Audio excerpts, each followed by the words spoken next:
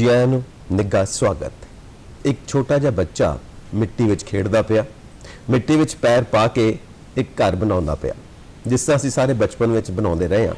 आले दुआले लोग लंघदे ने, उहनूं देख के खुश हुंदे ने। तां हौली हौली उहने अपना घर बना लिया ते उस तो बाद घर नूं सजाउणा शुरू कीता फुੱਲਾਂ नाल।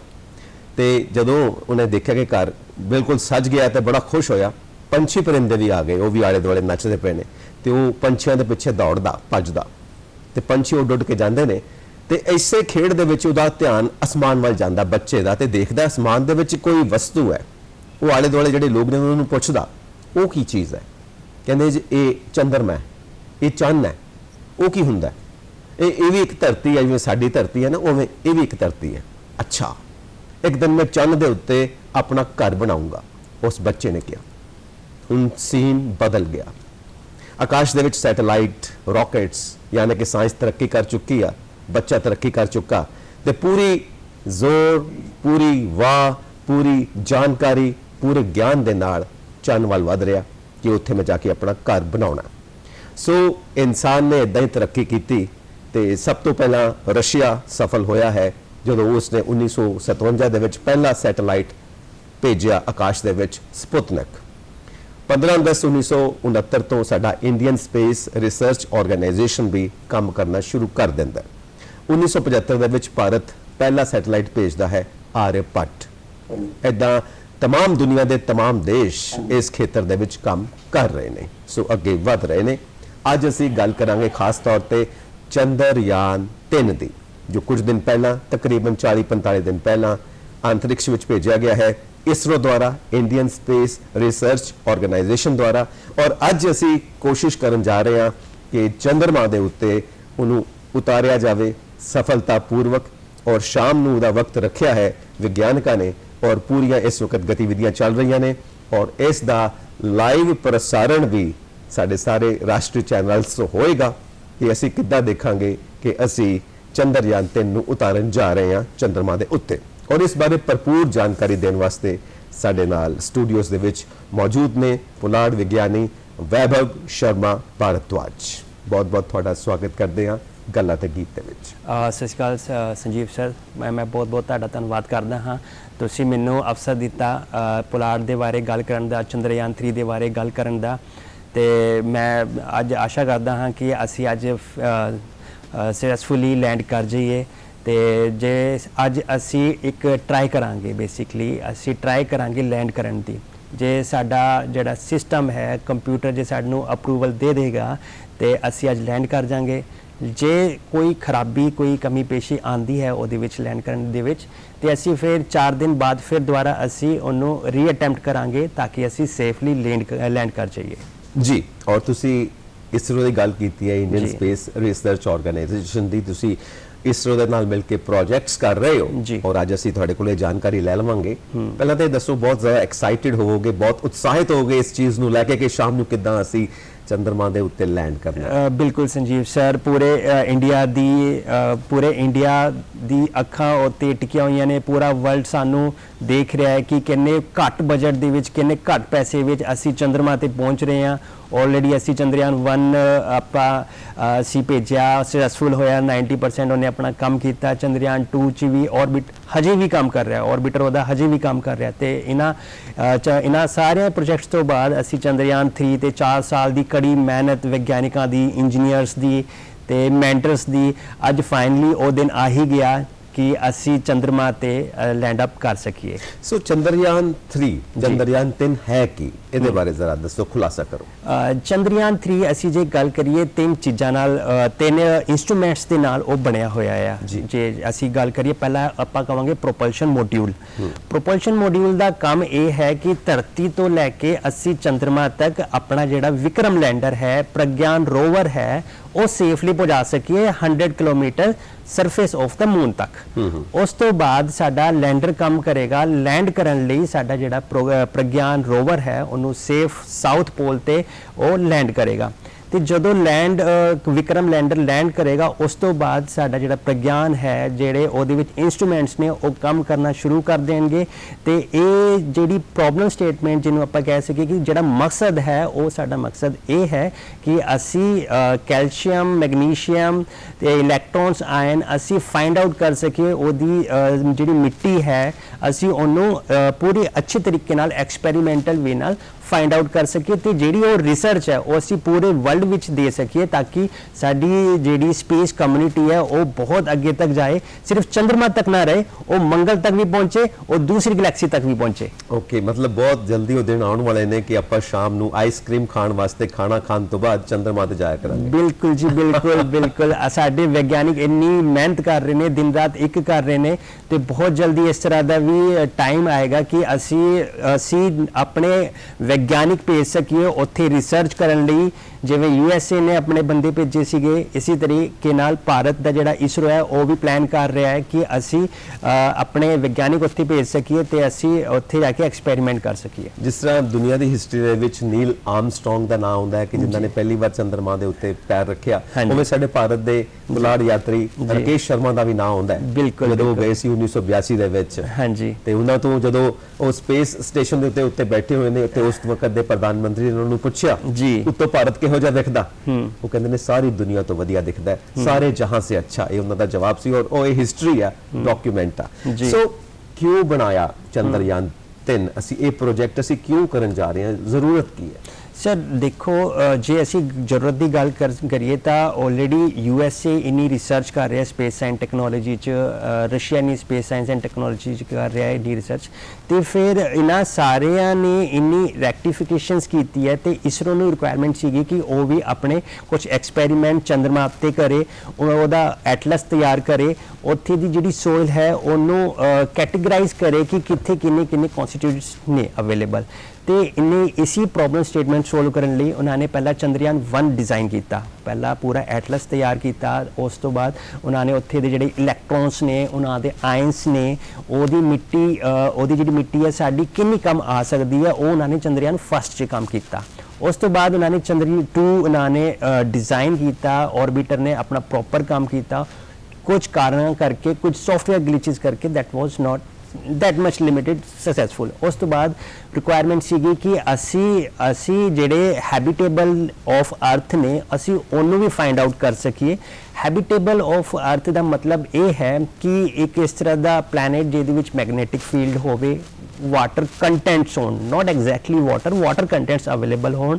ਉਸ ਤੋਂ ਬਾਅਦ 90 ਡਿਗਰੀ ਉਹ ਸਟਾਰ ਦੇ ਪ੍ਰੋਜੈਕਸ਼ਨ ਤੇ ਅਵੇਲੇਬਲ ਹੋਣ, ਇੰਕਲੀਨੇਸ਼ਨ 27.8 ਡਿਗਰੀ ਤੇ ਅਵੇਲੇਬਲ ਹੋਣ। ਬਹੁਤ ਟੈਕਨੀਕਲ ਹੈ, ਬਹੁਤ ਜ਼ਿਆਦਾ ਟੈਕਨੀਕਲ। ਨਹੀਂ ਜੇ ਅਸੀਂ ਅੱਜ ਟੈਕਨੀਕਲੀ ਗੱਲ ਕਰੀਏ ਤਾਂ ਸਾਡਾ ਅੱਜ ਇਸਰੋ ਇੰਨਾ ਡਿਵੈਲਪ ਹੋ ਚੁੱਕਿਆ ਹੈ ਕਿ ਉਹਨਾਂ ਨੇ ਕਿਹਾ ਹੈ ਕਿ ਇਸਰੋ ਦੇ ਜਿਹੜੇ ਸਾਡੇ ਚੇਅਰਮੈਨ ਸਰ ਨੇ, ਉਹਨਾਂ ਨੇ ਕਿਹਾ ਹੈ ਕਿ ਜੇ ਕੋਈ ਗਲਿਚਸ ਵੀ ਆਉਂਦਾ ਹੈ ਸਾਡੇ ਰੋਵਰ 'ਚ, ਸਾਡਾ ਰੋਵਰ ਮਿਸ਼ਨ ਕ੍ਰਿਟੀਕਲ ਸੌਫਟਵੇਅਰ ਇਹਨਾਂ ਡਿਵੈਲਪ ਕਰਕੇ ਭੇਜਿਆ ਹੈ ਕਿ ਉਹ ਆਪਣੇ ਆਪ ਨੂੰ ਹੀਲ ਕਰ ਲੇਗਾ, ਆਪਣੇ ਆਪ ਨੂੰ ਠੀਕ ਕਰ ਲੇਗਾ। ਮੈਂ ਆਪਣੇ ਦਰਸ਼ਕਾਂ ਨੂੰ ਦੱਸ ਦੇਣਾ ਚਾਹੁੰਦਾ ਕਿ ਜੋ ਇਸ ਚੰਦਰਯਾਨ 3 ਦਾ ਮਕਸਦ ਹੈ ਉਹ ਇਹ ਹੈ ਕਿ ਚੰਦਰਮਾ ਦੇ ਉੱਤੇ ਜਾ ਕੇ ਕੁਝ ਇਦਾਂ ਦੇ ਪਦਾਰਥ ਲੱਭੇ ਜਾਣ ਜੋ ਧਰਤੀ ਦੇ ਵਿੱਚ ਉੱਤੇ ਛੁਪੇ ਹੋਏ ਨੇ, ਕੋਈ ਖਣਿਜ ਪਦਾਰਥ ਜੋ ਸਾਡੇ ਕੰਮ ਆ ਸਕਦੇ ਨੇ, ਉੱਥੋਂ ਦੀ ਮਿੱਟੀ ਸਾਡੀ ਮਿੱਟੀ ਦੇ ਨਾਲ ਕਿੰਨਾ ਮੇਲ ਖਾਂਦੀ ਹੈ ਤੇ ਉਹਨੂੰ ਅਸੀਂ ਕਿੱਦਾਂ ਵਰਤ ਸਕਦੇ ਹਾਂ। ਨਾਲ ਕਿਤੇ ਜੇ ਪਾਣੀ ਦੇ ਕੁਝ ਚਿੰਨ੍ਹ ਮਿਲਦੇ ਨੇ, ਪਾਣੀ ਦੇ ਕੋਈ ਨਿਸ਼ਾਨ ਮਿਲਦੇ ਨੇ, ਤਾਂ ਉਹਦਾ ਕਿੱਦਾਂ ਵਰਤੋਂ ਕੀਤੀ ਜਾ ਸਕੇ, ਅਸੀਂ ਅੱਗੇ ਜਾ ਕੇ ਉੱਥੇ ਕੋਈ ਕਲੋਨੀ ਬਣਾ ਸਕੀਏ, ਉੱਥੇ ਕੋਈ ਜੀਵਨ ਦਾ ਸਾਧਨ ਬਣਾ ਸਕੀਏ, ਉੱਥੇ ਜਾ ਕੇ ਵਸ ਸਕੀਏ।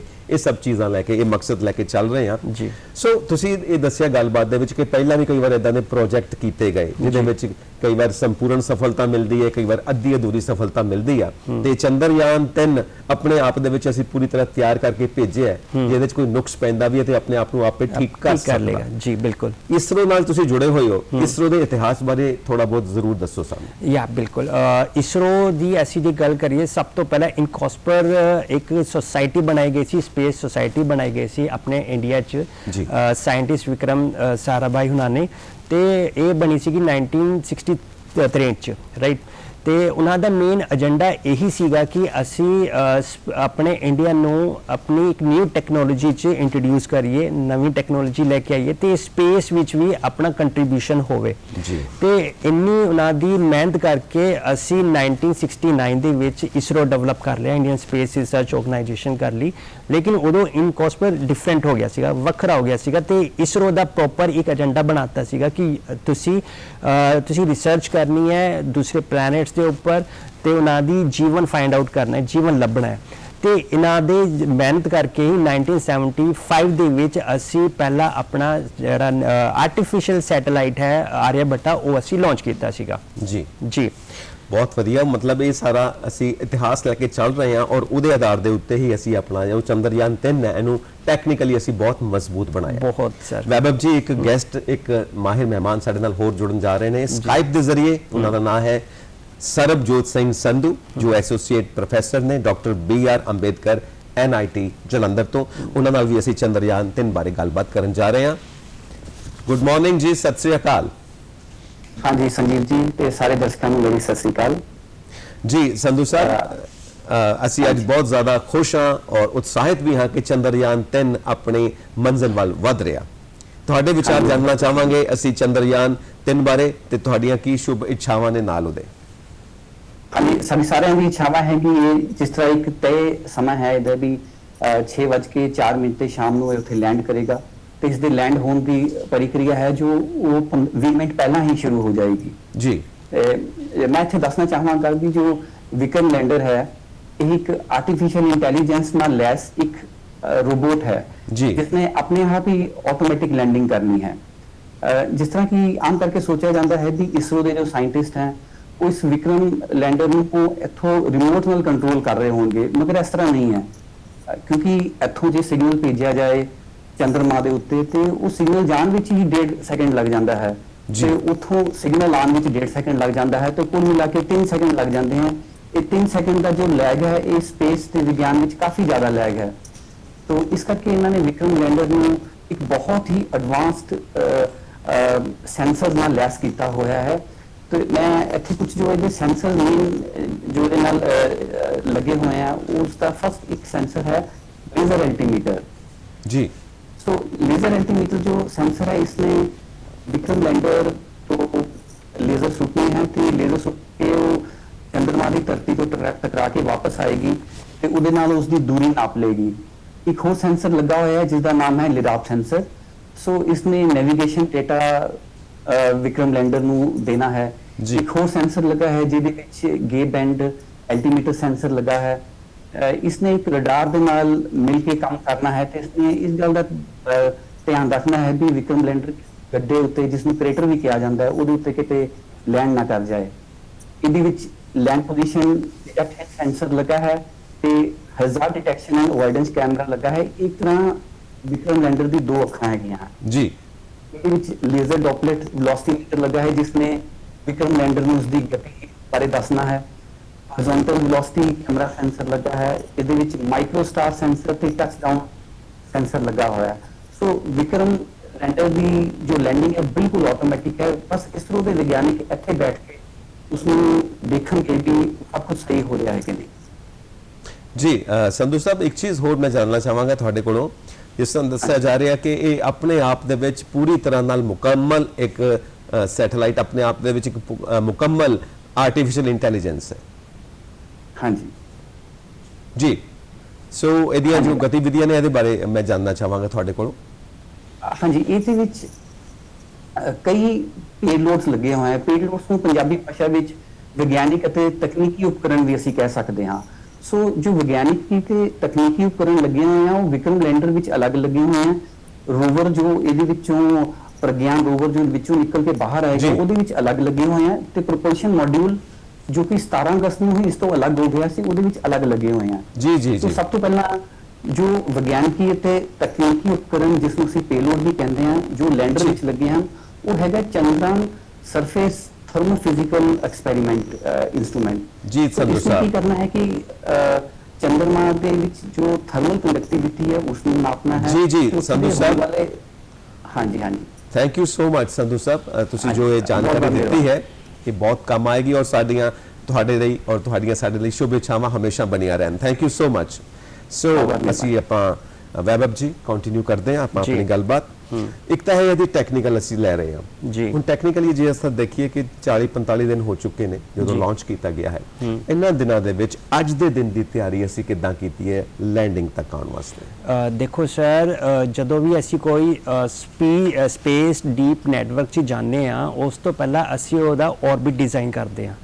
ਔਰਬਿਟ ਡਿਜ਼ਾਈਨ ਨਾਲ ਅਸੀਂ ਸਭ ਤੋਂ ਪਹਿਲਾਂ ਉਹਦੀ ਗ੍ਰੈਵਿਟੀ, ਜਿਹੜੀ ਅਰਥ ਦੀ ਗ੍ਰੈਵਿਟੀ ਹੈ, ਉਸ ਤੋਂ ਬਾਹਰ ਨਿਕਲਦੇ ਆ, ਜਿਹਨੂੰ ਆਪਾਂ ਐਸਕੇਪ ਵੈਲੋਸਿਟੀ ਬੋਲਦੇ ਆ।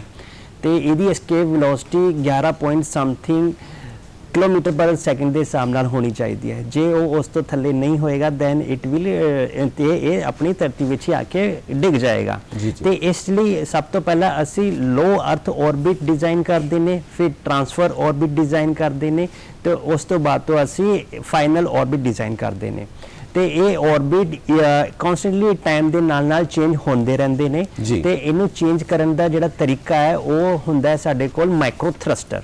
ਤੇ ਮਾਈਕਰੋ ਥਰਸਟਰ ਨਾਲ ਹੀ ਇੱਕ ਡਿਜ਼ਾਇਰ ਔਰਬਿਟ ਹੁੰਦਾ। ਸਭ ਤੋਂ ਪਹਿਲਾਂ ਲੋ ਅਰਥ ਔਰਬਿਟ, ਉਸ ਤੋਂ ਬਾਅਦ ਡਿਜ਼ਾਇਰ ਅਰਥ ਔਰਬਿਟ, ਉਸ ਤੋਂ ਬਾਅਦ ਟਰਾਂਸਫਰ ਔਰਬਿਟ, ਤੇ ਉਸ ਤੋਂ ਬਾਅਦ ਫਾਈਨਲ ਔਰਬਿਟ।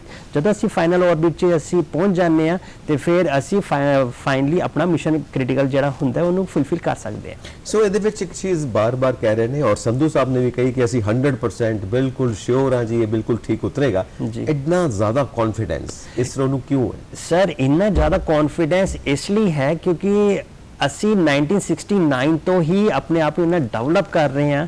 ਇੰਨਾ ਡਿਵੈਲਪ ਕਰਦੇ ਕਹਿੰਦੇ ਆ ਨਾ practice make a man perfect. ਤੇ ਅਸੀਂ ਜਿਹੜੀ ਚੰਦਰਯਾਨ 2 ਚ ਜੋ ਗਲਤੀਆਂ ਰਹਿ ਗਈਆਂ ਸੀਗੀਆਂ ਉਹ ਇਸ ਵਾਰ ਅਸੀਂ ਇੰਨਾ ਡਿਵੈਲਪ ਕਰ ਲਿਆ ਹੈ ਕਿ ਸਾਡਾ ਜਿਹੜਾ ਲੈਂਡਰ ਹੈ ਉਹ 370 ਵਾਟ ਤੱਕ ਦੀ ਇਲੈਕਟ੍ਰਿਸਿਟੀ ਨਾਲ ਲੈ ਕੇ ਚੱਲ ਸਕਦਾ ਹੈ। ਜਿਹੜਾ ਸਾਡਾ ਪ੍ਰਗਿਆਨ ਰੋਬੋਟ ਹੈ ਉਹ 50 ਵਾਟ ਤੱਕ ਦੀ ਇਲੈਕਟ੍ਰਿਸਿਟੀ ਨੂੰ ਨਾਲ ਲੈ ਕੇ ਚੱਲ ਸਕਦਾ ਹੈ। ਤੇ ਇਸ ਲਈ ਅਸੀਂ ਡੈਮ ਸ਼ੋਰ ਹਾਂ ਕਿ ਜੇ ਕੋਈ ਵੀ ਇਨਵਿਟੇਬਲ, ਜੇ ਕੋਈ ਵੀ ਸਿਚੁਏਸ਼ਨ ਆਉਂਦੀ ਹੈ ਅਸੀਂ ਉਹਨੂੰ ਆਪਣੇ ਆਪ ਹੀ ਜਿਹੜਾ ਸਾਡਾ ਲੈਂਡਰ ਹੈ ਰੈਕਟੀਫਾਈ ਕਰ ਲੇਗਾ, ਰੋਵਰ ਰੈਕਟੀਫਾਈ ਕਰ ਲੇਗਾ, ਉਹਨੂੰ ਕੋਈ ਪਰੇਸ਼ਾਨੀ ਨਹੀਂ ਆਏਗੀ ਜੀ। ਔਰ ਇਹ ਤਾਂ ਹੈ ਟੈਕਨੀਕਲੀ। ਜੇ ਅਸੀਂ ਇਹਦੀ ਇਕਨੋਮਿਕਲੀ ਦੇਖੀਏ ਕਿ ਦੁਨੀਆ ਦੇ ਵਿੱਚ ਇਸ ਵਕਤ ਸੈਟੇਲਾਈਟ ਡਾਟਾ, ਸੈਟੇਲਾਈਟ ਜਿੱਦਾਂ ਤੁਸੀਂ ਕਿਹਾ ਐਟਲਸ ਡਿਜ਼ਾਈਨਸ, ਇਹਦੀ ਬਹੁਤ ਮੰਗ ਆ। ਔਰ ਇਸ ਵਕਤ ਜੋ ਸੈਕੰਡ ਕੁਆਟਰ ਬੀਤਿਆ ਹੈ 2023 ਦਾ, ਇੱਕ ਰਿਪੋਰਟ ਦੇ ਮੁਤਾਬਿਕ 546 ਬਿਲੀਅਨ ਡਾਲਰ ਦੀ US ਡਾਲਰ ਦੀ ਇਕਨੋਮੀ ਹੈ, ਸਪੇਸ ਇਕਨੋਮੀ, ਯਾਨੀ ਕਿ ਇਹਨਾਂ ਦੇਸ਼ ਆਪਸ ਦੇ ਵਿੱਚ ਲੈਣ ਦੇਣ ਕਰਦੇ ਨੇ ਜੀ। ਇਹਦਾ ਇੰਡੀਆ ਦੀ ਇਕਨੋਮੀ ਤੇ ਕੀ ਅਸਰ ਪਏਗਾ? ਕਿਉਂਕਿ ਜੇ ਇਹ ਅਸੀਂ ਸਕਸੈਸਫੁਲ ਹੋ ਜਾਂਦੇ ਆ, ਕਾਮਯਾਬ ਹੋ ਜਾਂਦੇ ਆ, ਅਸੀਂ ਪ੍ਰਾਈਵੇਟ ਸਰਵਿਸ ਪ੍ਰੋਵਾਈਡਰ ਬਣ ਜਾਂਦੇ ਆ। ਵੱਖ-ਵੱਖ ਦੇਸ਼ ਸਾਨੂੰ ਕੰਟੈਕਟ ਕਰ ਸਕਦੇ ਨੇ ਕਿ ਤੁਸੀਂ ਸਾਡਾ ਵੀ ਲਾਂਚ ਕਰਨ ਦੇ ਵਿੱਚ ਸਾਨੂੰ ਮਦਦ ਕਰੋ, ਆਪਣੀ ਟੈਕਨੋਲੋਜੀ ਸਾਨੂੰ ਵੀ ਦਿਓ ਜੀ। ਅਸੀਂ ਇਕਨੋਮਿਕਲੀ ਕਿੰਨਾ ਕੁ ਮਜ਼ਬੂਤ ਹੋ ਸਕਦੇ ਹਾਂ ਇਸ ਪ੍ਰੋਜੈਕਟ ਤੋਂ ਬਾਅਦ? ਖੰਨਾ ਸਾਹਿਬ, ਮੈਂ ਦੱਸਣਾ ਚਾਹਾਂਗਾ ਕਿ ਇਸਰੋ ਦੀ ਆਪਣੀ ਹੀ ਵੱਖਰੀ ਪਹਿਚਾਣ ਹੈ ਪੂਰੇ ਵਰਲਡ ਦੇ ਵਿੱਚ, ਕਿਉਂਕਿ ਸਭ ਤੋਂ ਸਸਤਾ ਜਿਹੜਾ ਟਰਾਂਸਪੋਰਟੇਸ਼ਨ ਹੈ ਫਰੋਮ ਦਾ ਸਰਫੇਸ ਆਫ ਦਾ ਅਰਥ ਟੂ ਦਾ ਸਪੇਸ ਉਹ ਇੰਡੀਆ ਹੀ ਪ੍ਰੋਵਾਈਡ ਕਰਾ ਸਕਦਾ ਹੈ। ਤੇ ਬਹੁਤ ਸਾਰੀ ਕੰਟਰੀਆਂ ਅਪਰੋਚ ਕਰਦੀਆਂ ਨੇ, ਅਪਰੋਚ ਕਰ ਵੀ ਰਹੀਆਂ ਨੇ ਕਿ ਤੁਸੀਂ ਆਪਣਾ ਰੋਕਟ ਜਦੋਂ ਲਾਂਚ ਕਰੋਗੇ ਤੁਸੀਂ ਸਾਡਾ ਵੀ ਉਹਦੇ ਵਿੱਚ ਸੈਟੇਲਾਈਟ ਪਾ ਦਿਓ। ਤੇ ਜਿਸ ਤਰ੍ਹਾਂ ਸਕਸੈਸਫੁਲ ਇਵੈਂਟ ਤੋਂ ਬਾਅਦ ਸਾਡੇ ਕੋਲ ਬਹੁਤ ਸਾਰੇ ਜਿਹੜੇ ਕੰਟਰੀਜ਼ ਨੇ ਉਹ ਅਪਰੋਚ ਕਰਨਗੇ, ਕਿਉਂਕਿ ਸਭ ਤੋਂ ਸਸਤਾ ਟਰਾਂਸਪੋਰਟੇਸ਼ਨ ਅਸੀਂ ਹੀ ਪ੍ਰੋਵਾਈਡ ਕਰਾ ਦਿੰਦੇ ਹਾਂ ਪੂਰੇ ਇੰਡੀਆ, ਪੂਰੇ ਵਰਲਡ ਦੇ ਵਿੱਚ। ਓਕੇ ਜੀ, ਮਤਲਬ ਅਸੀਂ ਚੀਪ ਐਂਡ ਬੈਸਟ ਟੈਕਨੋਲੋਜੀ ਹੈ। ਐਗਜ਼ੈਕਟਲੀ। ਸੋ ਇਹਦਾ ਮਤਲਬ ਸਾਨੂੰ ਇਹ ਕਿਹਾ ਜਾ ਸਕਦਾ ਕਿ ਅਸੀਂ ਇੱਕ ਲੀਡਿੰਗ ਪਾਵਰ ਹਾਂ, ਆਗੂ ਹੈਗੇ ਹਾਂ ਸਪੇਸ ਸਾਇੰਸ ਦੇ ਵਿੱਚ। ਬਿਲਕੁਲ ਸਰ, ਮੈਂ ਤੁਹਾਡੀ ਗੱਲ ਨਾਲ ਬਿਲਕੁਲ ਸਹਿਮਤ ਹਾਂ, ਕਿਉਂਕਿ ਅਸੀਂ ਇੰਨੇ 600 ਮੈਂ ਦੱਸਣਾ ਚਾਹਾਂਗਾ ਕਿ ਜਿਹੜਾ ਚੰਦਰਯਾਨ 3 ਹੈ ਉਹ 600 ਕਰੋੜ ਤੋਂ ਲੈ ਕੇ 700 ਕਰੋੜ ਦੇ ਵਿੱਚ ਹੀ ਉਹਨਾਂ ਨੇ ਪੂਰਾ ਆਪਣਾ ਮਿਸ਼ਨ ਕੰਪਲੀਟ ਕਰ ਦਿੱਤਾ ਹੈ। ਤੇ ਇੰਨੇ ਘੱਟ ਬਜਟ ਦੇ ਵਿੱਚ ਕੋਈ ਵੀ ਕੰਟਰੀ ਨਹੀਂ ਆਪਣਾ ਕੋਈ ਵੀ ਸੈਟੇਲਾਈਟ ਜਾਂ ਰਾਕਟ ਪਲਾਟ ਦੇ ਵਿੱਚ ਨਹੀਂ ਸਿੱਟ ਸਕਦਾ। ਤੇ ਇੰਨੇ ਹੀ ਘੱਟ ਪੈਸੇ ਦੇ ਕਰਕੇ ਹੀ ਪੂਰੇ ਜਿਹੜੇ ਦੂਸਰੀ ਕੰਟਰੀਜ਼, ਰਸ਼ੀਆ ਹੋ ਗਿਆ ਜਾਂ ਫਿਰ ਜਰਮਨ ਐਰੋਸਪੇਸ ਸੈਂਟਰ ਹੋ ਗਿਆ, ਦੇ ਆਰ ਅਪਰੋਚਿੰਗ ਅਸ ਕਿ ਤੁਸੀਂ ਸਾਡੇ ਵੀ ਸੈਟੇਲਾਈਟ ਨੂੰ ਲੈ ਕੇ ਜਾਓ। ਤੇ ਡੈਫੀਨਿਟਲੀ ਆਉਣ ਵਾਲੇ ਟਾਈਮ 'ਚ ਰੈਵਨਿਊ ਕ੍ਰੀਏਟ ਹੋਏਗਾ, ਸਾਡੀ ਜਿਹੜੀ ਟ੍ਰਾਂਜੈਕਸ਼ਨਸ ਨੇ ਉਹ ਕਾਫੀ ਹੋਣਗੀਆਂ ਤੇ ਪੂਰਾ ਵਰਲਡ ਸਾਨੂੰ ਕੰਮ ਦੇਗਾ। ਓਕੇ, ਤੇ ਆਪਾਂ ਇਸ ਚੀਜ਼ ਨੂੰ ਲਈਏ ਕਿ ਜਿੱਦਾਂ ਹੁਣ ਪ੍ਰਾਈਵੇਟ ਇਨਵੈਸਟਮੈਂਟ ਵੀ ਹੋ ਰਹੀ ਹੈ ਇਸ ਖੇਤਰ ਦੇ ਵਿੱਚ, ਸਾਡੀ ਗਵਰਨਮੈਂਟ ਨੇ ਬਿਲਕੁਲ ਖੋਲ ਦਿੱਤੀ ਹੈ ਗੱਲ ਕਿ ਅਸੀਂ ਪ੍ਰਾਈਵੇਟ ਇੰਡਸਟਰੀ ਨੂੰ ਵੀ ਇਹਦੇ ਵਿੱਚ ਲੈ ਕੇ ਆ ਰਹੇ ਹਾਂ। ਆਰਟੀਫੀਸ਼ੀਅਲ ਇੰਟੈਲੀਜੈਂਸ ਆ ਰਹੀ ਹੈ, ਸੈਟੇਲਾਈਟ ਬੇਸ ਬਿਜ਼ਨਸ ਬਣਦਾ ਪਿਆ। ਅਮਰੀਕਾ ਦੇ ਵਿੱਚ ਤਾਂ ਪਹਿਲਾਂ ਹੀ ਐਲਨ ਮਸਕ ਕਿੰਨੇ ਹੀ ਸੈਟੇਲਾਈਟਸ ਨੂੰ ਉਹ ਉਹਦੇ ਮਾਲਿਕ ਨੇ ਔਰ ਵੱਖ-ਵੱਖ ਦੇਸ਼ਾਂ ਨੂੰ ਮਦਦ ਕਰਦੇ ਨੇ ਔਰ ਅਸੀਂ ਇਹਦੇ ਬਾਰੇ ਤੁਹਾਡੇ ਕੋਲੋਂ ਜਾਨਣਾ ਚਾਹਾਂਗੇ ਪਰ ਇੱਕ ਹੋਰ ਮਾਹਿਰ ਮਹਿਮਾਨ ਸਾਡੇ ਨਾਲ ਜੁੜੇ ਨੇ doctor Kulbir Singh professor and associate dean sustainability ਤੇ ਪ੍ਰੋਫੈਸਰ ਨੇ electronics and communication engineering department Thapar institute of engineering technology ਤੋਂ ਬਹੁਤ-ਬਹੁਤ ਸਵਾਗਤ ਤੁਹਾਡਾ ਗੁੱਡ ਮਾਰਨਿੰਗ ਜੀ ਸਤਿ ਸ੍ਰੀ ਅਕਾਲ ਸਰ ਜੀ ਮੇਰੇ ਵੱਲੋਂ ਸਾਰਿਆਂ ਦਰਸ਼ਕਾਂ ਨੂੰ ਸਤਿ ਸ੍ਰੀ ਅਕਾਲ ਜੀ ਸੋ ਚੰਦਰਯਾਨ 3 ਅੱਜ ਉਤਰਨ ਜਾ ਰਿਹਾ ਲੈਂਡ ਕਰਨ ਦੀ ਅਸੀਂ ਕੋਸ਼ਿਸ਼ ਕਰਨੀ ਆ ਸੋ ਸਾਰੇ ਉਤਸ਼ਾਹਿਤ ਆ ਤੁਹਾਡੇ ਵਿਚਾਰ ਕੀ ਬਣਦੇ ਨੇ ਔਰ ਕਹਿੰਦੇ ਨੇ ਕਿ ਪਹਿਲੀ ਵਾਰ ਅਸੀਂ ਸਾਊਥ ਪੋਲ ਦੇ ਉੱਤੇ ਉਤਰਨ ਜਾ ਰਹੇ ਹਾਂ ਔਰ ਅੱਜ ਤੋਂ ਪਹਿਲਾਂ ਰਸ਼ੀਆ ਨੇ ਟਰਾਈ ਕੀਤਾ ਸੀ ਰਸ਼ੀਆ ਕਾਮਯਾਬ ਨਹੀਂ ਹੋਇਆ ਹੋ ਸਕਦਾ ਹੈ ਕਿ ਉਹਦੇ ਕੋਲ ਕੁਝ ਗਲਤੀਆਂ ਹੋਈਆਂ ਹੋਣ ਪਰ ਅੱਜ ਅਸੀਂ ਕੋਈ ਗਲਤੀ ਨਹੀਂ ਕਰਨੀ ਔਰ ਹੋਪਫੁਲੀ ਅੱਜ ਅਸੀਂ ਲੈਂਡ ਕਰ ਜਾਣਾ ਹੈ ਸਾਊਥ ਪੋਲ ਦੇ ਉੱਤੇ ਤੁਹਾਡਾ ਕੀ ਵਿਚਾਰ ਹੈ ਹਾਂਜੀ ਸਰ ਸਾਊਥ ਪੋਲ ਜਿਹੜਾ ਸਾਡਾ ਦੱਖਣੀ ਧਰੁਵ ਹੈਗਾ ਉਧਰ ਕਦੀ ਵੀ ਲਾਈਟ ਨਹੀਂ ਪੈਂਦੀ ਜਦੋਂ ਚੰਦਰਯਾਨ ਘੁੰਮਦਾ ਚੰਦਰਮਾ ਤਾਂ ਉਦੋਂ 24 ਘੰਟੇ ਜੀ ਘੁੰਮਦਾ ਤੇ 24 ਘੰਟੇ ਵਿੱਚ ਉਹ ਦੁਬਾਰਾ ਉੱਤੇ ਪੋਜੀਸ਼ਨ ਆ ਜਾਂਦੀ ਧਰਤੀ ਦੇ ਉੱਤੇ ਔਰ ਉਹਦੇ ਉਸ ਦੱਖਣੀ ਧਰੁਵ ਦੇ ਉੱਤੇ ਕਦੀ ਲਾਈਟ ਨਹੀਂ ਪੈਂਦੀ ਉੱਥੇ ਦਾ ਟੈਂਪਰੇਚਰ ਜੇ ਜਾਂਦਾ ਵੀ ਆ ਕਦੀ ਥੋੜੀ ਬਹੁਤੀ ਲਾਈਟ ਜਿੱਥੇ ਪੈਂਦੀ ਆ ਤੇ ਜਮਾ 200 ਡਿਗਰੀ ਸੈਂਟੀਗ੍ਰੇਡ ਤੋਂ ਲੈ ਕੇ -200 ਡਿਗਰੀ ਸੈਂਟੀਗ੍ਰੇਡ ਤੱਕ ਜਾਂਦਾ ਤੇ ਇਹ ਇੰਨੇ ਹਾਰਸ਼ ਟੈਂਪਰੇਚਰਸ ਕਰਕੇ ਉੱਥੇ ਅਜੇ ਤੱਕ ਕੋਈ ਵੀ ਕਾਮਯਾਬ ਨਹੀਂ ਹੋਇਆ ਕਿਸੇ ਵੀ ਪੱਖੋਂ ਚਾਈਨਾ ਨੇ ਪਿੱਛੇ ਜੇ ਇੱਕ ਮਿਸ਼ਨ ਲਾਂਚ ਕੀਤਾ ਸੀ ਜਿਹੜਾ ਉਹਦੇ ਕਾਫੀ ਦੂਰ ਜਾ ਕੇ ਉਤਰਿਆ ਤੇ ਉੱਥੋਂ ਕੁਝ ਮਟੀਰੀਅਲਸ ਲੈ ਕੇ ਆਏ ਨੇ ਔਰ ਮੰਨਿਆ ਇਹ ਜਾਂਦਾ ਸਾਡੇ ਹੀ ਚੰਦਰਯਾਨ ਜਿਹੜੇ ਪਹਿਲੋਂ ਗਏ 1 ਤੇ 2 ਉਹਨਾਂ ਨੇ ਇਹ ਦੱਸਿਆ ਕਿ ਉੱਥੇ ਪਾਣੀ ਹੋਣ ਦੀ ਸੰਭਾਵਨਾ ਹੈਗੀ ਜਿਹਦੀ ਪੁਸ਼ਟੀ ਨਾਸਾ ਨੇ ਵੀ ਕੀਤੀ ਹੈ ਕਿ ਹਾਂ ਉੱਥੇ ਪਾਣੀ ਹੋ ਸਕਦਾ ਹੈ ਔਰ ਉਹਨੂੰ ਅੱਗੇ ਵਧਾਉਂਦੇ ਹੋਏ ਅਸੀਂ ਇਹ ਚੰਦਰਯਾਨ 3 ਜਿਹੜਾ ਹੁਣ ਦੱਖਣੀ ਧਰੁਵ ਉੱਥੇ ਉਤਾਰਨਾ ਚਾਹੁੰਦੇ ਹਾਂ ਸੌਫਟ ਲੈਂਡਿੰਗ ਉਹਦੀ ਕਰਾਉਣਾ ਚਾਹੁੰਦੇ ਹਾਂ ਜਿੱਥੇ ਕਿ ਪਾਣੀ ਹੋਣ ਦੇ ਚਾਂਸਸ ਹੋਣ ਹੁਣ ਉਹਦੇ ਨਾਲ ਹੋਊਗਾ ਕੀ ਉਹਦੇ ਨਾਲ ਉੱਥੇ ਅਗਰ ਅਸੀਂ ਮੂਨ ਤੇ ਕੋਈ ਸੈਟਲਮੈਂਟ ਕਰਨੀ ਚਾਹੁੰਦੇ ਆ ਤੇ ਸਾਨੂੰ ਧਰਤੀ ਤੋਂ ਪਾਣੀ ਹਵਾ ਲਿਜਾਣ ਦੀ ਲੋੜ ਨਹੀਂ ਪੈਂਦੀ ਕਿਉਂਕਿ ਪਾਣੀ ਹਾਈਡਰੋਜਨ ਤੇ ਆਕਸੀਜਨ ਦੋ ਤੱਤਾਂ ਤੋਂ ਬਣਿਆ ਤੇ ਸਾਨੂੰ ਉੱਥੇ ਆਕਸੀਜਨ ਉੱਥੇ ਅਸੀਂ ਪਾਣੀ ਤੋਂ ਹੀ ਬਣਾ ਸਕਦੇ ਹਾਂ ਦੂਜੀ ਸਾਡੀ ਵੱਡੀ ਜ਼ਰੂਰਤ ਪਾਣੀ ਦੀ ਆ ਉਹ ਅਸੀਂ ਉੱਥੋਂ ਹੀ ਪੂਰੀ ਕਰ ਸਕਦੇ ਹਾਂ ਇਹਦੇ ਵਾਸਤੇ ਸਾਨੂੰ ਇੱਥੋਂ ਕੋਈ ਭਾਰੀ ਚੀਜ਼ ਉੱਥੇ ਲੈ ਕੇ ਜਾਣ ਦੀ ਲੋੜ ਨਹੀਂ ਹੈਗੀ ਹੋਰ ਉੱਥੇ ਬਹੁਤ ਵੱਡੇ ਵੱਡੇ ਗੱਡੇ ਬਣੇ ਹੋਏ ਆ ਸਾਰਿਆਂ ਨੂੰ ਵੱਡਾ ਜਿਹੜਾ ਉੱਥੇ ਗੱਡਾ ਉਹ 8 ਕਿਲੋਮੀਟਰ ਡੂੰਘਾ ਏਡੇ ਵੱਡੇ ਗੱਡੇ ਨੇ ਔਰ ਉਹਨਾਂ ਦੇ ਵਿੱਚ ਬਹੁਤ ਸਾਰਾ ਪਾਣੀ ਹੋਣ ਦੀ ਸੰਭਾਵਨਾ ਹੈਗੀ ਹੈ ਔਰ ਅਗਰ ਸਾਡਾ ਇਹ ਮਿਸ਼ਨ ਸਕਸੈਸਫੁਲ ਹੋ ਜਾਂਦਾ ਤੇ ਕਰੀਬਨ ਆਉਣ ਵਾਲੇ ਦਿਨਾਂ 'ਚ $13 ਬਿਲੀਅਨ ਦੀ ਇੰਡਸਟਰੀ ਹੈਗੀ ਹੈ ਜਿਹਨੂੰ ਕਿ ਇੰਡੀਆ ਨੂੰ ਬਹੁਤ ਵੱਡਾ ਫਾਇਦਾ ਹੋਣ ਵਾਲਾ ਬਹੁਤ ਜੀ ਪ੍ਰੋਫੈਸਰ ਸਾਹਿਬ ਇੰਡੀਆ ਨੂੰ ਬਹੁਤ ਵੱਡਾ ਫਾਇਦਾ ਹੋਣ ਵਾਲਾ ਹੈ ਪਲੀਜ਼ ਕੰਟੀਨਿਊ ਕਰੋ ਤੇ ਉਹ ਸਾਡੀ ਇੱਕ ਨਵੀਂ ਸਪੇਸ ਇੰਡਸਟਰੀ ਦੀ ਡਿਵੈਲਪਮੈਂਟ ਵਾਸਤੇ ਇਹ ਬਹੁਤ ਫਾਇਦੇਮੰਦ ਹੋਊਗੀ ਜਿਸ ਤਰ੍ਹਾਂ ਕਿ 4-5-7 ਇੰਡਸਟਰੀਜ਼ ਨੇ ਜਿਹੜੀਆਂ ਹੁਣ ਵੀ ਜਿਨ੍ਹਾਂ ਨੇ ਬਹੁਤ ਸਾਰਾ ਕੰਟਰੀਬਿਊਟ ਕੀਤਾ ਚੰਦਰਯਾਨ ਵਿੱਚ ਪਹਿਲੀ ਆ L&T ਉਹਨਾਂ ਨੇ ਕਾਫੀ ਸਾਰਾ ਹਾਰਡਵੇਅਰ ਪ੍ਰੋਵਾਈਡ ਕੀਤਾ ਉਸ ਤੋਂ ਬਾਅਦ ਇੱਕ ਰਡਾਰ ਹੈ PMTR ਰਡਾਰ ਉਹ ਦਿੱਤਾ ਉਹਨੂੰ ਗੋਦਰੇਜ ਏਰੋਸਪੇਸ ਹੈ ਉਹਨਾਂ ਨੇ ਐਂਟੀਨਾ ਸਿਸਟਮ ਬਣਾ ਕੇ ਦਿੱਤਾ ਉਸ ਤੋਂ ਬਾਅਦ ਸਾਡੇ ਕੋਲ BHEL ਹੈ ਜਿਨ੍ਹਾਂ ਨੇ ਬਹੁਤ ਵਧੀਆ ਕੁਆਲਿਟੀ ਦੀਆਂ ਬੈਟਰੀਆਂ ਬਣਾ ਕੇ ਦਿੱਤੀਆਂ ਹਿੰਦੁਸਤਾਨ ਐਰੋਨੌਟਿਕਸ ਨੇ ਬਹੁਤ ਸਾਰਾ ਕੰਮ ਕੀਤਾ ਵਾਲਚੰਦ ਨਗਰ ਇੰਡਸਟਰੀਜ਼ ਨੇ ਜਿਨ੍ਹਾਂ ਨੇ ਬਹੁਤ ਸਾਰੇ ਜਿੰਨੇ ਵੀ ਲਾਂਚਰ ਅਜੇ ਤੱਕ ਬਣੇ ਸਾਰਿਆਂ ਲਈ ਬਹੁਤ ਸਾਰਾ ਕੰਮ ਕੀਤਾ ਆਉਣ ਵਾਲੇ ਦਿਨਾਂ ਦੇ ਵਿੱਚ ਸਾਨੂੰ ਇਹ ਆਸ ਹੈ ਕਿ ਬਹੁਤ ਸਾਰੀ ਇੰਡਸਟਰੀ ਜਿਹੜੀ ਆ ਉਹ ਸਾਡੇ ਇਹਨਾਂ ਚੀਜ਼ਾਂ ਦੇ ਵਿੱਚ ਸਾਨੂੰ ਬਹੁਤ ਸਾਰਾ ਫਾਇਦਾ ਦੇਵੇਗੀ ਔਰ ਜਿਹੜੀ ਜਿਸ ਤਰ੍ਹਾਂ ਮੈਂ ਪਹਿਲਾਂ ਦੱਸਿਆ ਕਿ $13 ਬਿਲੀਅਨ ਦੀ ਇੰਡਸਟਰੀ ਆਉਣ ਵਾਲੇ 10-15 ਸਾਲਾਂ ਦੇ ਵਿੱਚ ਸਪੇਸ ਇੰਡਸਟਰੀ ਬਣਨ ਜਾ ਰਹੀ ਹੈ ਔਰ ਉਹਦੇ ਵਿੱਚ ਸਾਨੂੰ ਫਿਰ ਇੰਨੇ ਆਰਥਿਕ ਪੱਖੋਂ ਫਾਇਦੇ ਹੋਣ ਵਾਲੇ ਆ ਜਿੱਦਾਂ ਕਿ ਹੋ ਸਕਦਾ ਕਿ ਅਸੀਂ ਬਹੁਤ ਵੱਡੀ ਜਿਹੜੀ ਆ ਪ੍ਰਾਈਵੇਟ ਹੱਬ ਬਣ ਜਾਈਏ ਸੈਟੇਲਾਈਟ ਵਾਸਤੇ thank you professor Sahib thank you so much ਔਰ ਬਹੁਤ ਵਧੀਆ ਤੁਸੀਂ ਜਾਣਕਾਰੀ ਦਿੱਤੀ ਹੈ ਇਸ ਬਾਰੇ ਔਰ ਇਹ ਵਾਕਈ ਬਹੁਤ ਵਧੀਆ ਗੱਲ ਹੈ ਕਿ ਅਸੀਂ ਇੱਕ ਪ੍ਰਾਈਵੇਟ ਇੰਡਸਟਰੀ ਇਹਦੇ ਵਿੱਚ ਬਣਾ ਸਕਦੇ ਹਾਂ ਔਰ ਸਾਡੀ $ਬਿਲੀਅਨ ਦੀ ਅਸੀਂ ਇਕਨੋਮੀ ਅਸੀਂ ਬਣਾ ਸਕਦੇ ਹਾਂ ਔਰ ਜਿੱਦਾਂ ਪ੍ਰਾਈਵੇਟ ਇਨਵੈਸਟਮੈਂਟ ਹੋ ਰਹੀ ਹੈ ਇਸ ਖੇਤਰ ਦੇ ਵਿੱਚ ਹੋਰ ਜ਼ਿਆਦਾ ਅਸੀਂ ਮੱਲਾ ਮਾਰ ਸਕਦੇ ਹਾਂ ਸੋ ਵੈਭਵ ਜੀ ਇਹਦੇ ਤੋਂ ਬਾਅਦ ਅਸੀਂ ਇੱਕ ਗੱਲ ਜ਼ਰੂਰ ਕਰਾਂਗੇ ਕਿ ਪੂਰੇ ਦੇਸ਼ ਪੂਰੀ ਦੁਨੀਆ ਸਾਡੇ ਵੱਲ ਦੇਖਦੀ ਪਈ ਹੈ ਤੇ ਜਿਹੜਾ ਆਰਟੀਮਿਸ ਅਕੋਰਡਸ ਆ ਸਨ 2020 ਦੇ ਵਿੱਚ ਇੱਕ ਸੰਵਿਧਾਨ ਬਣਿਆ ਸੀ ਪੂਰੀ ਦੁਨੀਆ ਨੇ ਸਥਾਪਿਤ ਕੀਤਾ ਕਿ ਪੂਰੇ ਸਾਰੇ ਦੇਸ਼ ਜਿਹੜੀ ਤਰੱਕੀ ਕਰਨਗੇ ਆਪਸ ਵਿੱਚ ਸਾਂਝੀ ਕਰਨਗੇ ਮਿਲ ਜੁਲ ਕੇ ਅਸੀਂ ਪੁਲਾੜ ਦੇ ਵਿੱਚ ਯਾਤਰਾ ਕਰਾਂਗੇ ਤਰੱਕੀ ਕਰਾਂਗੇ ਉਹ ਆਰਟੀਮਿਸ ਅਕੋਰਡ ਦੇ ਵਿੱਚ ਸਾਡਾ ਕੀ ਸਥਾਨ ਹੋਏਗਾ ਹਾਲਾਂਕਿ ਅਸੀਂ ਪਹਿਲਾਂ ਤੋਂ ਹੀ ਮੈਂਬਰ ਹੈਗੇ ਹਾਂ ਜੀ ਸਰ ਮੈਂ ਦੱਸਣਾ ਚਾਹਾਂਗਾ ਜਿਵੇਂ 2020 ਚ ਜਿਹੜਾ ਇੱਕ ਪਾਸ ਹੋਇਆ ਸੀ ਮਤਾ ਪਾਸ ਹੋਇਆ ਸੀਗਾ ਤੇ ਇੱਕ ਇੰਟਰਨੈਸ਼ਨਲ ਕਮਿਊਨਿਟੀ ਬਣੀ ਸੀਗੀ ਜਿਹਦੇ ਵਿੱਚ ਵੱਖਰੇ ਕੰਟਰੀਆਂ ਨੇ ਪਾਰਟਿਸਿਪੇਟ ਕੀਤਾ ਤੇ ਉਹਨਾਂ ਨੇ ਗੱਲ ਸ਼ੇਅਰ ਕੀਤੀ ਕਿ कोई भी डाटा है कोई कॉन्फिडेंशियल नहीं रखेगा, कोई भी रिसर्च है वो पब्लिक ही करेगा, ताकि कोई जे कंट्री अपने आप ਨੂੰ ਡਿਵੈਲਪ ਕਰਨਾ ਚਾਹੁੰਦਾ ਹੈ ਉਹ ਉਸ ਨੂੰ ਰੈਫਰੈਂਸ ਲੈ ਕੇ ਤੇ ਉਸ ਦੇ ਉੱਪਰ ਰਿਸਰਚ ਕਰ ਸਕਦਾ ਹੈ। ਤੇ ਇਹਦਾ ਬੈਨੀਫਿਟ ਇਹ ਹੈ ਕਿ ਸਾਰੀ ਜਿਹੜੀ ਨੌਲੇਜ ਹੈ ਉਹ ਸ਼ੇਅਰ ਹੋਏਗੀ ਤੇ ਕੋਈ ਆਪਣੀ ਨਵੀਂ ਕਾਂਡ ਵੀ ਕੱਢ ਸਕਦਾ ਹੈ ਉਹ ਤੋਂ ਰੈਫਰੈਂਸ ਡਾਟਾ ਲੈ ਕੇ। ਜੀ ਇਹ ਮਤਲਬ ਜੀਓਪੋਲਿਟੀਕਲ ਜੋ ਇੰਟਰਨੈਸ਼ਨਲ ਪੋਲਿਟਿਕਸ ਹੈ ਉਹਦਾ ਮੇਨ ਮੰਤਵ ਮੇਨ ਗੋਲ ਇਹੀ ਹੈ। ਮੇਨ ਮੰਤਵ ਹੀ ਇਹੀ ਹੈ ਕਿ ਅਸੀਂ ਸਾਰਿਆਂ ਨੂੰ ਇਕੱਠਿਆਂ ਨੂੰ ਨਾਲ ਲੈ ਕੇ ਚੱਲਣਾ ਹੈ। ਕੋਈ ਰਿਸਰਚ ਕਰਦਾ ਹੈ ਉਹ ਉਸ ਨੂੰ ਸ਼ੇਅਰ ਕਰੇਗਾ ਤੇ ਸ਼ੇਅਰ ਕਰਕੇ ਉਹ ਆਪਣੇ ਐਟਰੀਬਿਊਟਸ ਆਪਣੇ ਕਮੈਂਟਸ ਪਾ ਕੇ ਇੱਕ ਨਵੀਂ ਕਾਰਡ ਕੱਢ ਸਕਦਾ ਹੈ। ਯਾਨੀ ਕਿ ਇਹਦੇ ਵਿੱਚ ਭਾਰਤ ਜਿਹੜਾ ਹੈਗਾ ਇਸ ਰੇਸ ਦੇ ਵਿੱਚ ਇੱਕ ਸਰਵਿਸ ਪ੍ਰੋਵਾਈਡਰ ਦੇ ਨਾਲ ਇੱਕ ਸਪੇਸ ਰੇਸ ਦੇ ਵਿੱਚ ਆਗੂ ਵੀ ਹੋ ਸਕਦਾ ਹੈ। ਆਗੂ ਹੋ ਨਹੀਂ ਸਕਦਾ ਸਰ, ਹੋਏਗਾ ਡੈਫੀਨੇਟਲੀ ਹੋਏਗਾ, ਕਿਉਂਕਿ ਸਾਡਾ ਬਜਟ ਹੀ ਬਹੁਤ ਘੱਟ ਹੈ ਤੇ ਉਸੇ ਘੱਟ ਬਜਟ 'ਚ ਅਸੀਂ ਬਹੁਤ ਅੱਛੀ ਰਿਸਰਚ ਕਰਕੇ ਪੂਰੇ ਵਰਲਡ ਨੂੰ ਦਿੰਦੇ ਹਾਂ।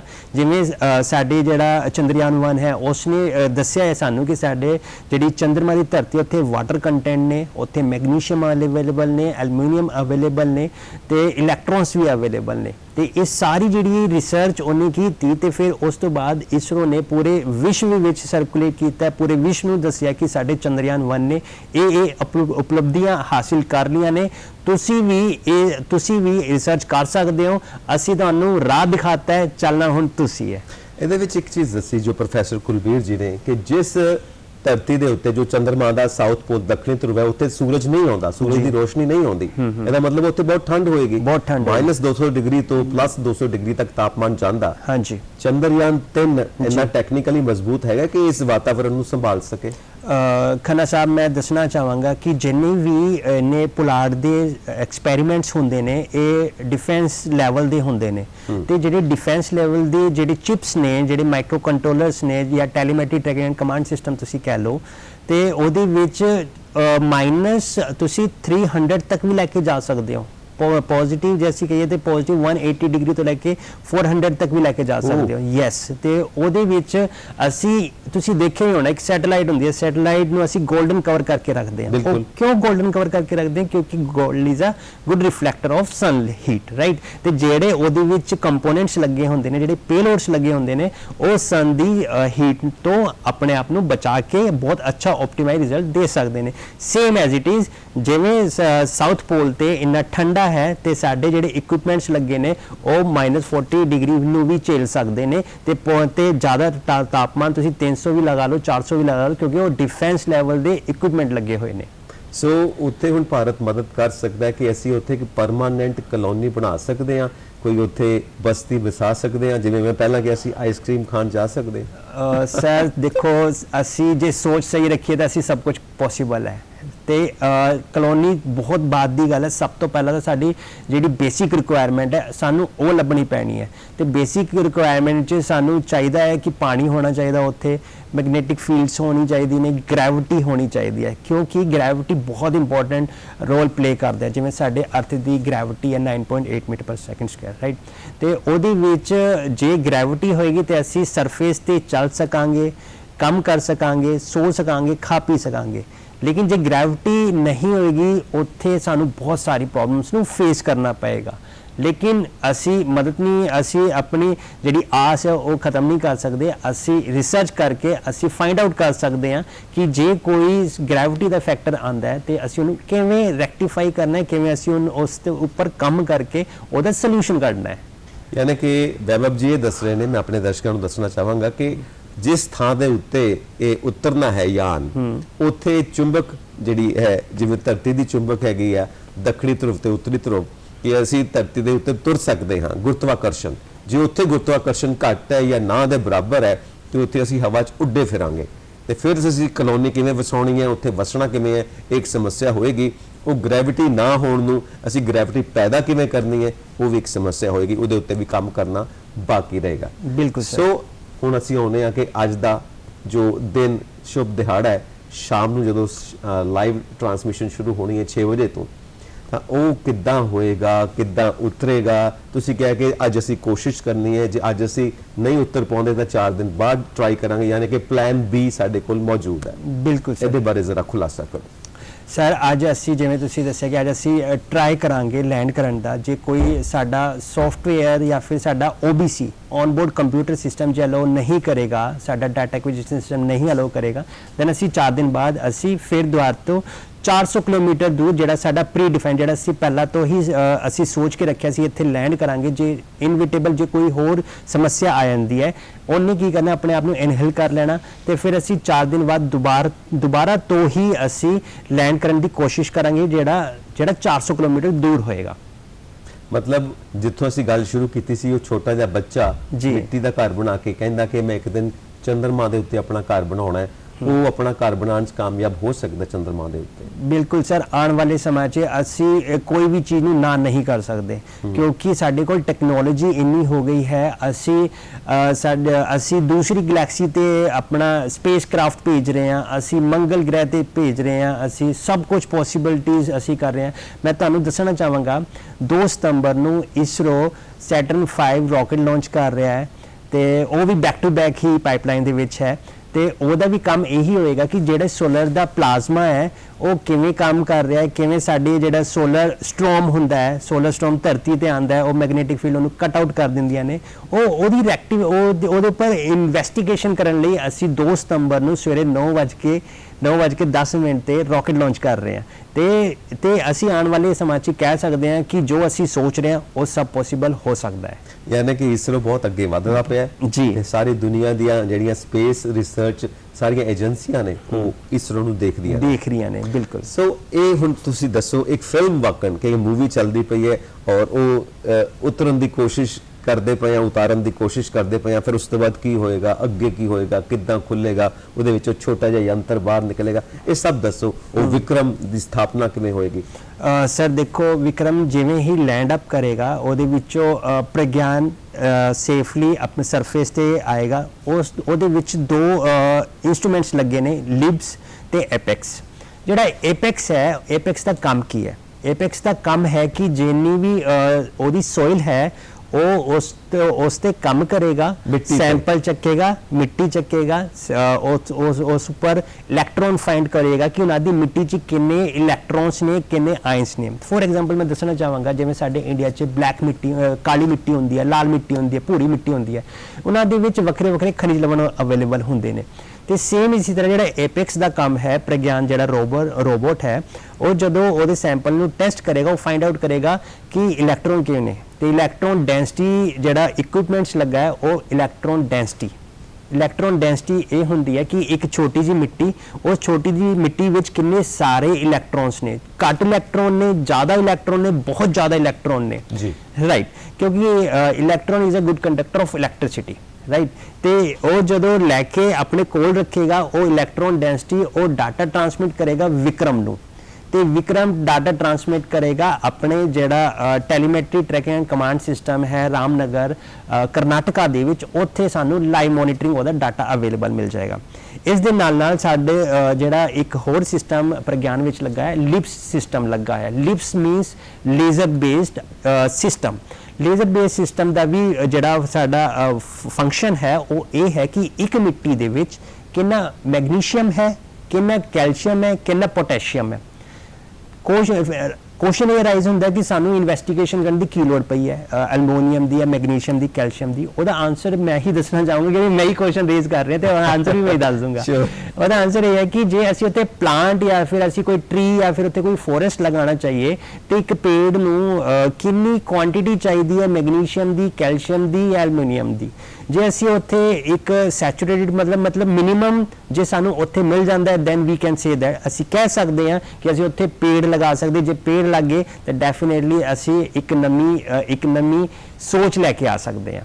ਤੇ ਮਤਲਬ ਇਹ ਹੈ ਕਿ ਜੋ ਸਾਡੀ ਧਰਤੀ ਦੇ ਉੱਤੇ ਮੌਜੂਦ ਹੈ, ਜਿਸ ਨੂੰ ਅਸੀਂ ਹੰਡਾਉਂਦੇ ਪਏ ਹਾਂ, ਜੋ ਅਸੀਂ ਗਿਆਨ ਪ੍ਰਾਪਤ ਕਰਦੇ ਹਾਂ, ਉਹਦੇ ਹਿਸਾਬ ਨਾਲ ਹੀ ਅਸੀਂ ਚੰਦਰਮਾ ਦੇ ਉੱਤੇ ਸਾਰੇ ਤਜਰਬੇ ਕਰਨੇ ਨੇ। ਬਿਲਕੁਲ ਜੀ, ਬਿਲਕੁਲ, ਡੈਫੀਨੇਟਲੀ ਅਸੀਂ ਕਰਨੇ ਨੇ। ਤੇ ਆਉਣ ਵਾਲੇ ਸਮੇਂ 'ਚ ਸਾਡੀ ਆਲਰੇਡੀ ਜਿਹੜਾ ਐਕਸਪੈਕਟੇਸ਼ਨ ਨੇ ਪ੍ਰਗਿਆਨ ਤੋਂ ਜਾਂ ਲੈਂਡਰ ਤੋਂ ਉਹ ਇਹੀ ਹੈ ਕਿ ਆਪਣਾ 100% ਆਪਣਾ ਕਰਕੇ, ਆਪਣੀ ਰਿਸਰਚ ਕਰਕੇ ਉਹ ਸਾਨੂੰ ਭਾਰਤ ਨੂੰ ਦੇਵੇ ਤੇ ਅਸੀਂ ਉਹ ਰਿਸਰਚ ਪੂਰੇ ਵਰਲਡ 'ਚ ਸਰਕੂਲੇਟ ਕਰ ਸਕੀਏ ਤੇ ਦੁਨੀਆ ਨੂੰ ਦੱਸ ਸਕੀਏ ਕਿ ਅਸੀਂ ਬਹੁਤ ਅੱਗੇ ਪਹੁੰਚ ਚੁੱਕੇ ਹਾਂ। मतलब ये है कि आज शाम ਨੂੰ ਵਿਕਰਮ ਜਿਹਨੇ ਉਤਰਨਾ ਹੈ ਹਾਂਜੀ। ਸੌਫਟ ਲੈਂਡਿੰਗ ਕਰਵਾਉਣੀ ਹੈ ਉਹ ਉਤਰੇਗਾ ਆਪਣੀ ਪੂਰੀ ਕੈਲਕੂਲੇਸ਼ਨ ਦੇ ਨਾਲ ਉਹਨੂੰ ਉਤਾਰਨਗੇ ਉਹ ਉਤਾਰ ਕੇ ਉਹਨੂੰ ਉੱਥੇ ਸਥਾਪਿਤ ਕਰਨਗੇ ਜੀ। ਜਿੱਦਾਂ ਇੱਕ ਟਰਾਂਸਮੀਟਰ ਹੁੰਦਾ ਹੈ ਹਾਂਜੀ ਠੀਕ ਹੈ ਉਹ ਸਥਾਪਿਤ ਹੋ ਗਿਆ ਫਿਰ ਉਸ ਤੋਂ ਬਾਅਦ ਉਹਦਾ ਦਰਵਾਜ਼ਾ ਖੁੱਲੇਗਾ ਦਰਵਾਜ਼ਾ ਖੁੱਲੇਗਾ। ਉਹਦੇ ਚੋਂ ਛੋਟਾ ਜਿਹਾ ਇੱਕ ਯੰਤਰ ਬਾਹਰ ਆਏਗਾ ਹਾਂਜੀ। ਜਿਹਨੇ ਸਾਰੇ ਘੁੰਮ ਕੇ ਸਾਰੀ ਜਾਣਕਾਰੀ ਲੈਣੀ ਹੈ ਜੀ, ਬਿਲਕੁਲ। ਉਹ ਸਿਗਨਲ ਭੇਜੀ ਜਾਏਗਾ ਵਿਕਰਮ ਨੂੰ ਵਿਕਰਮ ਜਿਹੜਾ ਨੂੰ। ਅਸੀਂ ਸਥਾਪਿਤ ਕੀਤਾ ਹੈ ਜੀ। ਉਹ ਉੱਥੇ ਟਰਾਂਸਮੀਟਰ ਹਾਂਜੀ। ਔਰ ਵਿਕਰਮ ਜਿਹੜਾ ਹੈ ਉਹ ਧਰਤੀ ਦੇ ਉੱਤੇ ਉਹ ਸਿਗਨਲ ਧਰਤੀ ਭੇਜੇਗਾ ਤੇ ਭੇਜ ਦੇਗਾ ਬਿਲਕੁਲ ठीक है ये इदा सिस्टम ने चलना है जी, बिल्कुल। और वो छोटे यंत्र ने सब देखना है कि ਧਰਤੀ ਦੇ ਮੁਤਾਬਿਕ ਉੱਥੇ ਕਿਹੜੀ-ਕਿਹੜੀ ਪਰਿਸਥਿਤੀਆਂ ਹੈਗੀਆਂ ਨੇ ਜੀ। ਉੱਥੇ ਅਸੀਂ ਜੀਵਨ ਕਿੱਦਾਂ ਸੰਭਵ ਕਰ ਸਕਦੇ ਹਾਂ ਹਾਂਜੀ। ਸਭ ਕੁਝ ਕਿੱਦਾਂ ਉੱਥੇ ਲੈ ਕੇ ਜਾ ਸਕਦੇ ਹਾਂ ਮਤਲਬ ਦੂਜੀ ਦੁਨੀਆ ਉੱਥੇ ਕਿਵੇਂ ਵਸਾਉਣੀ ਹੈ ਬਿਲਕੁਲ। ਸੈਕੰਡ ਅਰਥ ਜੀ ਦੂਜੀ ਧਰਤੀ ਦੂਜੀ ਧਰਤੀ ਕਿੱਦਾਂ ਵਸਾਉਣੀ ਹੈ ਤੇ ਤੁਸੀਂ ਨਾਲ ਇਹ ਵੀ ਦੱਸਦੇ ਪਏ ਹੋ ਕਿ ਕੈਲਕੂਲੇਸ਼ਨਸ ਦੇ ਮੁਤਾਬਿਕ ਜੇ ਅੱਜ ਸਾਨੂੰ ਲੱਗਦਾ ਹੈ ਕਿ ਲੈਂਡਿੰਗ ਨਹੀਂ ਕਰਨੀ ਤਾਂ 4 ਦਿਨ ਬਾਅਦ ਅਸੀਂ ਫਿਰ ਕੋਸ਼ਿਸ਼ ਕਰਨੀ ਹੈ 27 ਤਰੀਕ ਔਰ 27 ਤਰੀਕ ਨੂੰ ਔਰ 400 ਕਿਲੋਮੀਟਰ ਦੂਰ ਬਿਲਕੁਲ। ਅਸੀਂ ਕੋਈ ਦੂਸਰਾ ਥਾਂ ਰੱਖਿਆ ਹੋਇਆ ਹਾਂਜੀ ਕਹਿ ਸਕਦੇ ਹਾਂ ਕਿ ਜੇ ਅਸੀਂ ਮੈਂ ਹੋਰ ਥੋੜਾ ਇਹਨੂੰ ਸਿੰਪਲ ਵੀ ਨਾਲ ਦੱਸਣਾ ਚਾਹਾਂਗਾ ਕਿ ਜੇ ਅੱਜ ਸਾਡੀ ਸਕਸੈਸਫੁਲ ਨਹੀਂ ਹੁੰਦੀ ਕਿਉਂਕਿ ਅੱਜ ਅਸੀਂ ਇੱਕ ਅਟੈਂਪਟ ਕਰ ਰਹੇ ਹਾਂ ਜੇ OBC ਔਨ-ਬੋਰਡ ਕੰਪਿਊਟਰ ਸਿਸਟਮ ਸਾਨੂੰ ਅਲਾਉ ਕਰ ਦਿੰਦਾ ਹੈ ਤੇ ਅਸੀਂ ਅੱਜ ਸੇਫਲੀ ਲੈਂਡ ਕਰ ਜਾਵਾਂਗੇ ਲੇਕਿਨ ਜੇ ਨਹੀਂ ਕਰਦਾ ਉਹ 400 ਕਿਲੋਮੀਟਰ ਇਨ ਦਾ ਨਾਰਥ ਈਸਟ ਸਾਈਡ ਅਸੀਂ ਆਲਰੇਡੀ ਪ੍ਰੀ ਡਿਫਾਈਨ ਰੱਖਿਆ ਜਿਹੜਾ ਤੁਸੀਂ ਕਹਿ ਰਹੇ ਸੀਗੇ ਪਲਾਨ ਬੀ ਸਾਡੇ ਕੋਲ ਆਲਰੇਡੀ ਪਲਾਨ ਬੀ ਹੈ ਅਸੀਂ ਫਿਰ 400 ਕਿਲੋਮੀਟਰ ਦੂਰ ਬਾਅਦ ਅਸੀਂ ਉੱਥੇ ਲੈਂਡ ਕਰਾਂਗੇ ਜਿਵੇਂ ਜਲੰਧਰ ਅਸੀਂ ਲੈਂਡ ਨਾ ਕਰ ਪਾਏ ਅਸੀਂ ਐਟਲੀ ਦਿੱਲੀ ਤੋਂ ਲਾਗੇ ਛਾਗੇ ਅਸੀਂ ਲੈਂਡ ਅਪ ਕਰ ਦਾਂਗੇ ਇੱਕ ਚੀਜ਼ ਮੈਂ ਲਾਸਟ ਕੁਐਸਚਨ ਤੁਹਾਡੇ ਕੋਲੋਂ ਪੁੱਛਾਂਗਾ ਪੂਰੀ ਦੁਨੀਆ ਦੇ ਦੇਸ਼ ਹੋਰ ਜਿਹੜੀਆਂ ਪੂਰੀ ਦੁਨੀਆ ਦੀਆਂ ਸਪੇਸ ਏਜੰਸੀਜ਼ ਨੇ ਇਸਰੋ ਵਾਕਨ ਉਹ ਸਾਡੀ ਮਦਦ ਕਰ ਰਹੀਆਂ ਨੇ ਸਰ ਅਸੀਂ ਜੇ ਗੱਲ ਕਰੀਏ ਇਨ ਦਾ ਬਿਗਨਿੰਗ ਜਦੋਂ ਸਾਡਾ 1969 ਸੀਗਾ ਵਿਕਰਮ ਸਾਰਾਭਾਈ ਉਹਨਾਂ ਦੀ ਇੱਕ ਆਪਣੀ ਮੈਥੋਡੋਲੋਜੀ ਸੀਗੀ ਉਹਨਾਂ ਦੇ ਇੱਕ ਆਪਣੇ ਥੋਟ ਸੀਗੇ ਉਹਨਾਂ ਦੀ ਥੋਟਸ ਇਹ ਸੀਗੇ ਕਿ ਅਸੀਂ ਜੇ ਰਿਸਰਚ ਕਰਨੀ ਹੈ ਅਸੀਂ ਜੇ ਸਪੇਸ ਵਿੱਚ ਜਾਣਾ ਹੈ ਅਸੀਂ ਗਰਾਊਂਡ ਫਲੋਰ ਤੋਂ ਨਹੀਂ ਸਟਾਰਟ ਕਰਾਂਗੇ ਅਸੀਂ ਫੋਰਨ ਤੋਂ ਟੈਕਨੋਲੋਜੀ ਲੈ ਕੇ ਆਵਾਂਗੇ ਕਿਉਂਕਿ ਆਲਰੇਡੀ ਟੈਕਨੋਲੋਜੀ ਡਿਵੈਲਪ ਹੋ ਚੁੱਕੀ ਹੈ ਅਸੀਂ ਉਹ ਚੀਜ਼ ਨੂੰ ਦੁਬਾਰਾ ਡਿਵੈਲਪ ਕਿਉਂ ਕਰੀਏ ਅਸੀਂ ਕਿਉਂ ਭਾਰਤ ਦਾ ਪੈਸਾ ਉੱਥੇ ਲਗਾਈਏ ਜਿਹੜੀ ਆਲਰੇਡੀ ਚੀਜ਼ ਡਿਵੈਲਪ ਹੋ ਚੁੱਕੀ ਹੈ ਤੇ ਇਨ ਦਾ ਬਿਗਨਿੰਗ ਸ਼ੁਰੂਆਤ ਵਿੱਚ ਇਸਰੋ ਨੇ ਬਾਹਰਲੀ ਕੰਟਰੀਆਂ ਤੋਂ ਆਪਣਾ ਟੈਕਨੋਲੋਜੀ ਲਈ ਉਹਦੇ ਉੱਪਰ ਕੰਮ ਕੀਤਾ ਤੇ ਉਹਨੂੰ ਹੋਰ ਡਿਵੈਲਪ ਕਰਕੇ ਅੱਜ ਇੰਨਾ ਡਿਵੈਲਪ ਹੋ ਗਿਆ ਕਿ ਅਸੀਂ 600 ਕਰੋੜ ਦੇ ਵਿੱਚ ਅਸੀਂ ਚੰਦਰਮਾ ਤੇ ਵੀ ਪਹੁੰਚ ਸਕਦੇ ਹਾਂ ਬਹੁਤ ਸ਼ੁਕਰੀਆ ਤੁਹਾਡਾ ਔਰ ਅਸੀਂ ਉਮੀਦ ਕਰਦੇ ਹਾਂ ਕਿ ਅੱਜ ਅਸੀਂ ਕਾਮਯਾਬ ਹੋਈਏ ਤੇ ਫਿਰ ਜਿੱਥੇ ਵੀ ਅਸੀਂ ਹੋਵਾਂਗੇ ਉੱਥੇ ਸੈਲੀਬ੍ਰੇਟ ਕਰਾਂਗੇ ਕੋਈ ਪਾਰਟੀ ਕਰਾਂਗੇ ਕਿ ਸਾਡੇ ਭਾਰਤ ਨੇ ਇੱਕ ਬਹੁਤ ਵੱਡੀ ਉਪਲਬਧੀ ਹਾਸਲ ਕੀਤੀ ਹੈ ਤੇ ਪੂਰੀ ਦੁਨੀਆ ਦੇ ਵਿੱਚ ਸਾਡਾ ਇੱਕ ਨਾਮ ਬਣਨ ਜਾ ਰਿਹਾ ਬਹੁਤ ਸ਼ੁਕਰੀਆ ਤੁਸੀਂ ਇਹ ਵੱਡਮੁੱਲੀ ਜਾਣਕਾਰੀ ਦਿੱਤੀ ਔਰ ਚੰਦਰਯਾਨ 3 ਲਈ ਅਸੀਂ ਵੀ ਉਮੀਦ ਕਰਦੇ ਹਾਂ ਕਿ ਅੱਜ ਅਸੀਂ ਕਾਮਯਾਬ ਹੋਣਾ ਹੈ thank you so much thank you sir